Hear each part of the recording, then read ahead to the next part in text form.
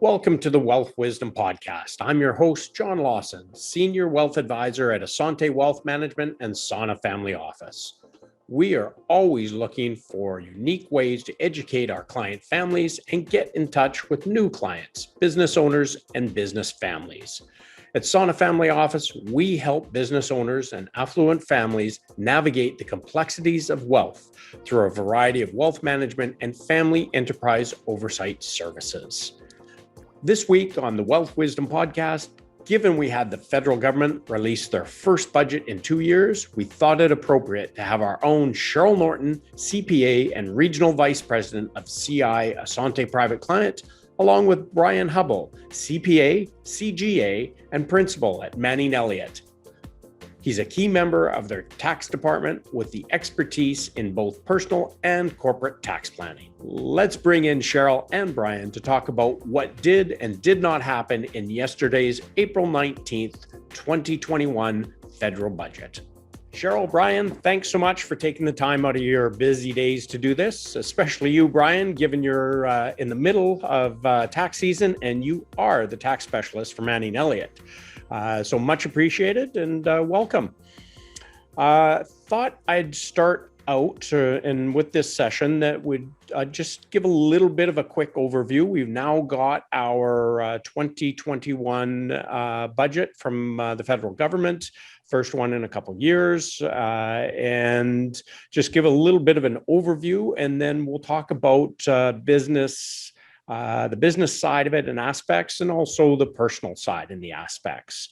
So as a brief overview, there were no capital gains inclusions, rate changes, no changes to principal resident exemption. These two items were highly anticipated and talked about a lot prior to the budget. There were no increases to tax rates, personal or corporate. There were extensions of existing COVID measures until September 25th, 2021. Bryan, Cheryl, any comments on those opening remarks? I think that it's notable that of the things that really weren't included in the budget. Those things like the no changes to any of the tax rates, no change to the capital gains inclusion rates. Those were matters or things that were given a lot of attention prior to coming up to the budget. A lot of concern that the government would tax principal residences, kind of given what we've seen happen in the real estate market and housing prices just take off. So I think that that no tax increases, or very few tax increases, I should say. We will later get to one, is a very good thing, at least if it comes down to this being a pre-election budget. Yeah, I agree, Bryan. And I think next year we'll see what comes down then. But I was reading some articles that said the shoe hasn't dropped yet, but maybe we should be anticipating more increases next year. And who knows, maybe not, but good to see none in this budget for sure. Yeah, I think you guys are hit the nail on the head there. And I think the government did the right thing. It was the wrong time to be putting the brakes on and hiking up taxes and start stifling the economic development and prosperity that's going on right now. We need it. Interesting though, because what it does and what always happens with these budgets is it's the budget lottery. Do we do some pre-budget planning and trigger taxes, etc., beforehand or not? And some people feel like maybe they just lost the lottery because they had triggered a bunch of gains unnecessarily just because they expected that there would be an inclusion rate. So always take a chance when you do that kind of planning, but in the end, it's not the end of the world. If we break this down into the two sections, then if we're looking at business owners, what kind of announcements did we have in this federal budget for our business owners? Cheryl, maybe I can go to you first. Okay, John, I'll grab the first one here. There was an extension of certain timelines for the Canadian film and video production tax credits. Particularly, I was interested in this one. My husband does work in film, so it affects our family directly. And there was also a temporary extension of the film or video production services tax credits. So I think that's an important one just to note here, especially, I mean, across Canada, but definitely a big one for the lower mainland of Vancouver area here. Yeah, absolutely. That's a huge industry for us, and that's a big reason. I mean, we've got great talent in the Lower Mainland and across Canada, but make no bones about it. The reason why that they film here is because they have the tax credits and they can save money, and it helps for profitability of in the industry. So, Bryan, your turn. Yeah, I just wanted to make mention there's for CCPCs, the government is like we're all familiar with the accelerated CCA investment incentive that allows for faster write-off of a lot of equipment and that are being purchased, and the government is actually expanding that program to allow for CCPCs to fully deduct the cost of equipment and other capital assets other than long-lived assets, things like buildings, goodwill. So those things that are going to be around for a long, long time. But your equipment, like, so if you're buying a new truck for your business, you're going to be able to deduct that full cost as long as it's purchased after April 18 and put in use before January 2024. So I think that's really going to help businesses, or a real encouragement for businesses to invest in new equipment. Yeah, absolutely. And that's what they're trying to encourage, isn't it? Investment, reinvestment back into the economy, back into the businesses. And just for us neophytes, Bryan, can you expand what CCPC stands for? So that's your typical private company. That's a Canadian controlled private corporation. Yeah, and just to expand on that one a little bit, because I actually was talking to some clients about this already this morning. How they've written or put this rule in is, instead of saying what does qualify for the immediate expensing, they actually have a list of things that do not qualify. So long-lived assets like land, or if you're purchasing a building, those will not qualify. So they've listed here assets that do not qualify for immediate expensing, and then I guess the theory would be all other assets would qualify. So that's good news, and like you said, John, definitely promotes spending. Great. And then I'll take there was temporary measures to reduce corporate income tax rates for qualifying zero emission technology manufacturers. And there was also an expansion of the CCA classes for clean energy equipment. So pretty in line with this government to sort of restart the economy in a green way. Those tax rates corporately have been reduced down to 7.5% if the income would otherwise have been taxed at there's a 15% general corporate rate, and it actually reduces it down to 4.5% if the income would have been taxed at the 9% small business rate. So federally, there's a rate reduction for zero emission technology that qualifies under this proposal.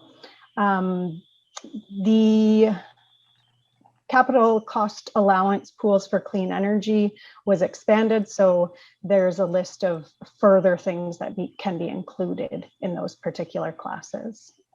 Great. So once again, what they're trying to do is through the tax system, encourage and stimulate growth in certain areas in the direction of in which the government wants to see us expand.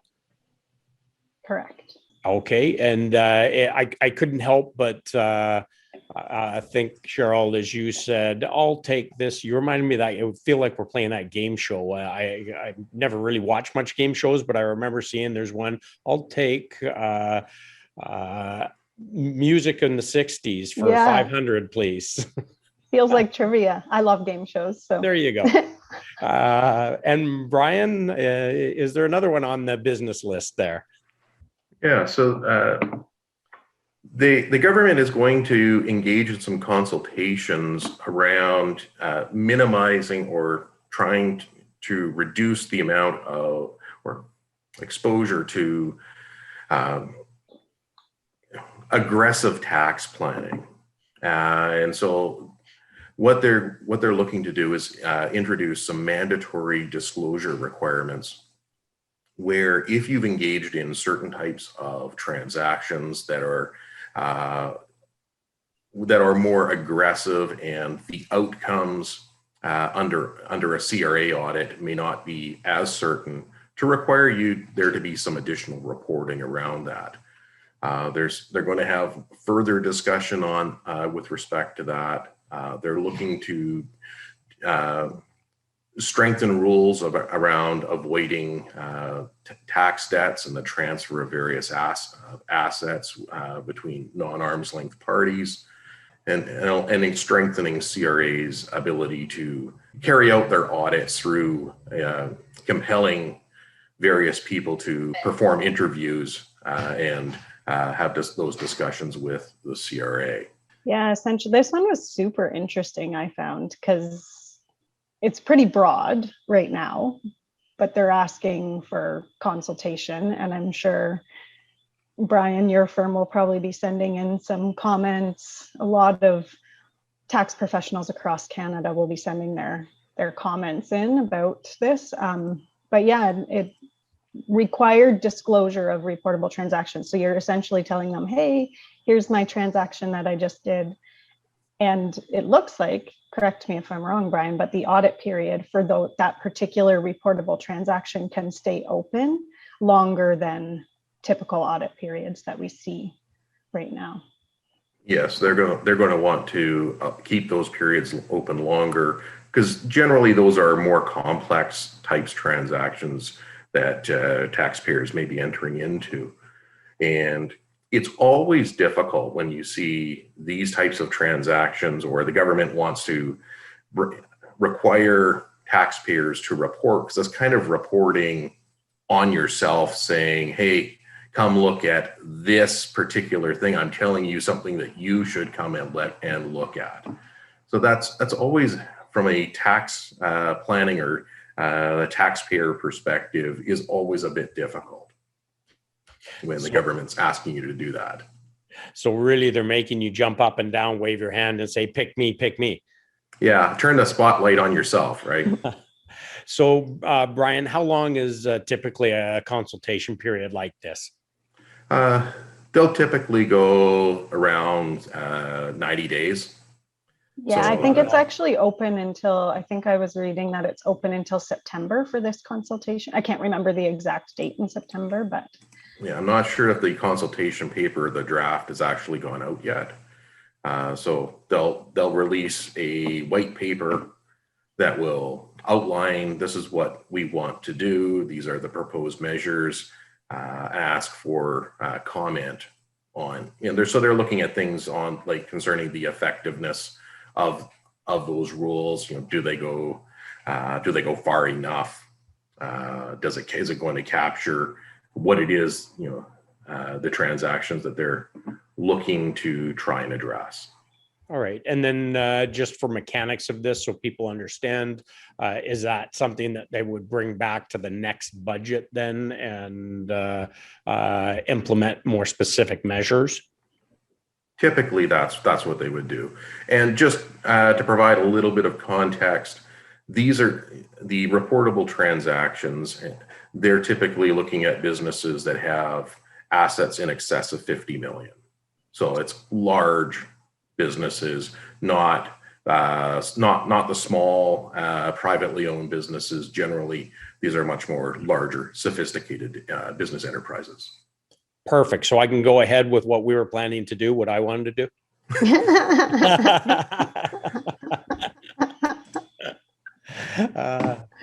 All right, then. Any other comments from either one of you on the business side of things? I did want to make just some comments about the extension of some of the COVID subsidies. So the government is, they're extending the Canada Emergency Wage Subsidy, the Canada Emergency Rent Subsidy until September 25th. But we do see in the budget that the government is expecting that the need for those programs to be reduced. And so the benefits under those subsidies will be reduced through the summer. So that, by the time we get to August and September, the maximums that you can get through those programs will be about half of what they are. So they're expecting the economy to be growing and getting back to full production here through September, just coinciding with when they expect everyone will have a chance to be vaccinated. Yeah. All right. Good thoughts, and thanks for that. Let's shift over to the personal side. Let's go. I can't even remember whose turn it was. Cheryl, I think it's yours. Pick one on there. What's a new thing that happened under the personal side for the federal budget? All right. So I guess sticking to family, because I mentioned my husband works in film and I grabbed that one, I will take one for my mother-in-law, who I'm going to call tonight and let her know that Justin Trudeau gave her a raise on her OAS. So OAS is increasing for individuals that are over age 75. She will be 80 this year, so she will get that increase. And then there's a one-time payment as well that's coming out to those individuals over age 75 in, I believe it's August, but in the summer. Okay, great. And that's assuming you're not at what kind of income, Cheryl or Bryan, that they just start taking it all back again? Good point, John. You do have to be, OAS has a clawback mechanism that starts at around 79,000 of income and gets fully clawed back by about 120-ish. I'm doing approximate numbers here. And this increase is not for everybody. It's only for those individuals over age 75, and it is a 10% increase as well. I didn't mention that it's a 10%. But if you are in a higher tax bracket, then yes, you do get your OAS clawed back when you file your tax return each year. So in theory, they would still get the increase, the raise, but then when they file their tax return, it could be clawed back. Right. And then when somebody, let me give you this scenario, and you may or may not know this, but if somebody is 74 this year and then next year they turn 75, do they get that increase at 75? Is that a permanent increase? So over the age of 75, so they would have had to have turned 75. OAS is based on a July 1st calendar. It's not a calendar year. It's July 1st until June 30th of the following year. Mm-hmm. So for this upcoming July 1st, 2021, they would need to be over 75. And so is it just a one time or is it is that a permanent bump? Permanent for bump those? Okay. Is my understanding. Yeah. Okay. Bryan, anything to add to that one? I believe there's two components to this. One being a one-time, I believe it's a $500 payment that will be coming out in August, and then also as Cheryl mentioned, a permanent bump increase to the OAS, which will apply to individuals who are 75 or older. Okay. And that one-time bump, is that for all people receiving OAS? No, they have to be 75 or older. For that too? Okay. Yeah. Okay. So let me count how many 20, I can't do math, but when I hit 75, I don't get that $500 is what you're saying? We'll have to see what the program is then, John. Okay. It's actually not that far away. I should be able to do the math. Bryan, your pick. Okay, and the government is actually making some changes to the disability tax credit and those who qualify for the disability tax credit. There's been a lot of, you know, various groups have lobbied the government asking for relief, asking them to expand the situations and cases when individuals are eligible for the disability tax credit, and it sounds like they're listening. So they're going to increase the conditions and the situations in which people can qualify to include situations of mental function, perception, and various others. So I think that that's going to be really well received by people who have previously not been eligible. And so that eligibility helps not just with the disability tax credit, but also for things like the registered disability savings plans, and perhaps access to other benefits. Yeah, that's that tax credit is often misunderstood. And the way that I sometimes will describe it is that's a gateway tax credit. That's one that you need to qualify and other benefits flow from that. So very important to pay attention to, and the broadening of the ability to get that is a very welcome thing. Yeah, definitely. Cheryl, back to you. All right. I think that Bryan actually alluded to this at the beginning of our conversation. So there was one tax measure that did increase tax, and this, I believe this might be what Bryan was referring to, but there's a new luxury tax. So this was sort of expected. It was talked about a little bit before the budget came out, you know, that we're going to need some tax increases, and they are usually typically directed at the wealthy. So a new luxury tax on vehicles and aircrafts that are priced over 100,000 and boats that are priced over 250,000. It's a lesser of calculation. So it's either 10% of the total price or 20% of the amount, the spread. So it's not coming into force until January 1st of 2022. So in my mind, another encouragement perhaps to spend some of the money that you saved during COVID. If they're telling people there's going to be a new tax effective Jan 1 of next year, if you are planning to purchase something like this, it's a good time to get that purchase in now before the new tax comes in. Yeah. So Bryan, you're going to have to quickly go out there and get your new car, your new plane, and your new boat all before the beginning of next year. And it is, I wish. So I did. It is for pleasure too. Of course, I mean, if there's a helicopter being purchased, but it's for business reasons, this new tax would not apply if it was for business reasons. Okay. So it then, is pleasure. Yeah. So there's some tax planning in here, Bryan. That means that if we slip that new helicopter into the business, we can miss this luxury tax and we get accelerated depreciation.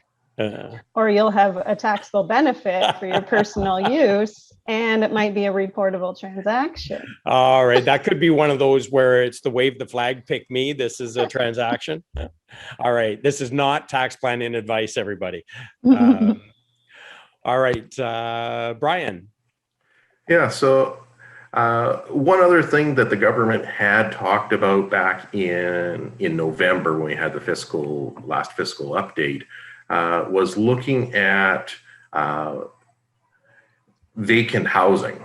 And in the budget, the government put a little bit more around that, and they're looking at introducing a vacant or homes or speculation tax that would apply nationally to individuals who own residential housing, and those individuals are not Canadian citizens or permanent residents and are not otherwise resident in Canada.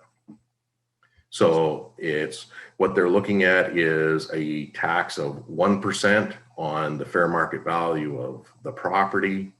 And so individuals who are neither Canadian resident or Canadian permanent residents, or sorry, Canadian citizens or Canadian permanent residents would have to file an annual declaration. And if the property is just held for their occasional personal use, so it's not their home, it's not their primary residence, and it's not held and rented out, then they could be subject to this vacancy tax. And this would all start on January 1, 2022.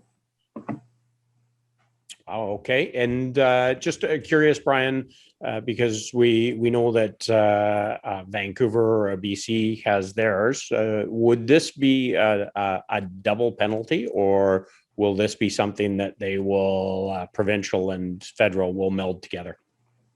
Well, right now they're in consultation, and I haven't seen any draft legislation at this point. Yeah. So we're expecting more details that will be coming out here in the next few months, and we'll have to see if that will double up. We do know, when we talk about the situation in BC, that BC has the speculation and vacancy tax, and Vancouver has its own vacancy tax, and individuals can be subject to both the Vancouver vacancy tax and the BC speculation tax for vacant property. So it is possible that this could be something that will be in addition to what we already have. A federal component and a provincial component could be. I mean, that's the way our tax system already works, but just don't know for sure. Yeah, so we could have federal, provincial, municipal. So I don't know how you always manage this, Cheryl, but you get the last word. Well, the last word from me is that the federal minimum wage is to increase to $15 per hour. So that was another personal measure that was in the budget. I think it's been talked about quite often. And they don't want to interrupt any of the provinces that have already increased their provincial minimum wage. So it's in line with the provinces, and it's not to override a province. So if there is a province that has a minimum wage higher than $15, then the provincial minimum wage would be the one that is the winner there. Right. And so really what they've done here is they've just raised the floor to $15. All right, guys. Well, thank you. Sorry, Bryan. I was going to say it is notable that there's no discussion of universal basic income in the budget documents. Although we know that at the Liberal convention that was held just a few weeks ago, it seemed that there was overwhelming support for it. So not this time, but it could be something that could be coming in the future. Also noted that there's no discussion of intergenerational business transfers. If we go back to the 2019 federal budget, the government talked about engaging in consultations with business groups and relevant stockholders, and there doesn't seem to be any movement on that yet. Hopefully at some point there will be some movement, some guidance, and some relief for the intergenerational transfer of the family business.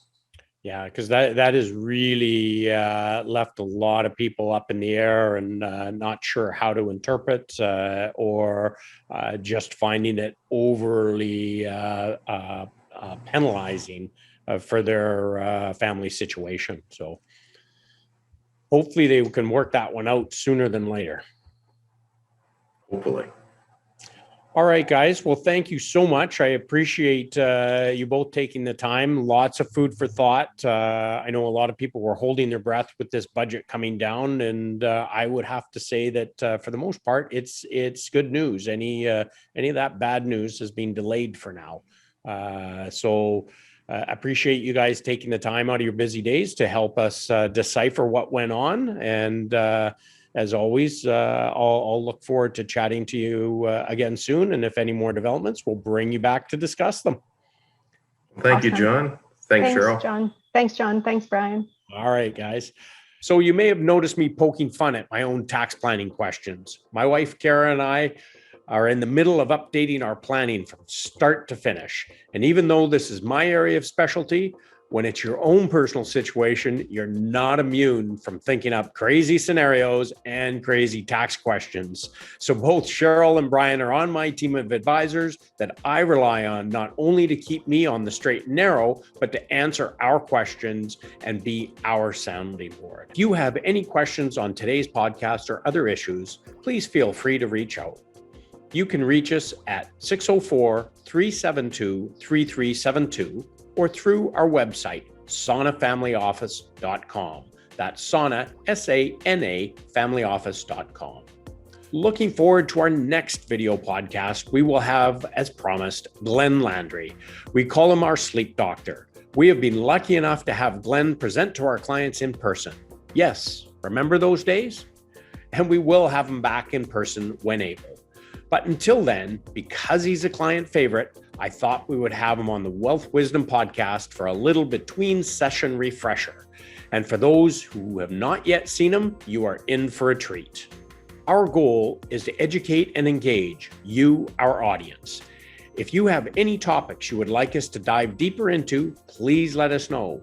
As well, if I could ask you to post a review. I'm no techie, but I'm told this really helps spread the word. So if you could, it would be very much appreciated. Every once in a while, I go back to our roots. And for those of you who don't know the origin of the name Sana Family Office, it stems from the meaning of Asante, the Swahili word, which is thank you. However, the most commonly spoken phrase in Swahili regarding Asante is Asante Sana, which means thank you very much. This name represents the gratitude towards all of the families and business owners who have chosen our team as their trusted advisory council. So until next time, Asante Sana. Hi, I'm Trevor Beggs from Sana Family Office, and thanks for listening to John Lawson and the Wealth Wisdom Podcast. Here are the necessary disclosures. Asante Capital Management is a member of the Canadian Investor Protection Fund and Investment Industry Regulatory Organization of Canada. This material is provided for general information and is subject to change without notice. Every effort has been made to compile this material from reliable sources. However, no warranty can be made as to its accuracy or completeness. Before acting on any of the above, please make sure to see a professional advisor for individual financial advice based on your personal circumstances. The opinions expressed here are not necessarily those of Asante Capital Management. Thanks again for listening, and we'll catch you next time on the Wealth Wisdom Podcast.